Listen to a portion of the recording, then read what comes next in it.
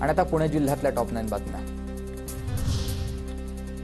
पुण्यातील देहू रोडमध्ये झालेल्या गोळीबारातील 2 आरोपींना अटक झाली आहे। गुरुवारी रात्री बर्थडे सेलिब्रेशन सुरू असतानाच करण्यात आला होता गोळीबार। दरम्यान गोळीबारात एकाचा मृत्यू झाला तर 1 जण जखमी आहे। पुण्याच्या येरवड्यामधील लक्ष्मीनगर भागामध्ये वाहनांची तोडफोड करणाऱ्या गुन्हेगारांची धिंड। आरोपींकडून या भागामध्ये 12 रिक्षा आणि दुचाकींची तोडफोड करण्यात आलेली होती। पुण्यामध्ये खासगी आरो प्रकल्पांसाठी आता नियमावली। प्रकल्प चालकांनी पाण्याची सातत्याने तपासणी करून घेणं बंधनकारक असेल। सिंहगड रस्त्यावरील अनेक भागामध्ये जीबीएस रुग्ण आढळून आल्यानंतर महापालिकेकडून नियमावली तयार।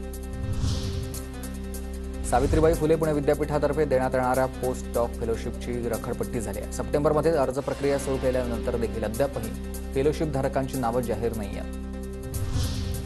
पुण्याच्या भोरमधील जलसंपदा विभागाच्या कामांना निधी उपलब्ध करून द्या। भोरचे राष्ट्रवादीचे आमदार शंकर मांडेकरांची जलसंपदा मंत्री विखे पाटलांकडे ही मागणी आहे।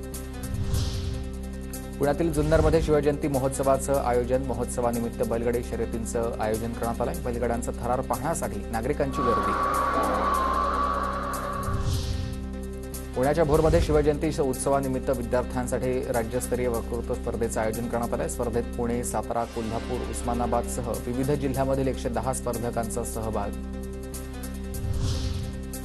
पुण्यातील शिरूर शहराला जोडणारा मुख्य रस्त्यावर पूल असणारे सुमारे 2 महिन्यांपासून दुरुस्तीच्या नावाखाली खोदकाम या ठिकाणी सुरू आहे आणि नागरिकांना मोठ्या त्रासाला सामोरं जावं लागतंय।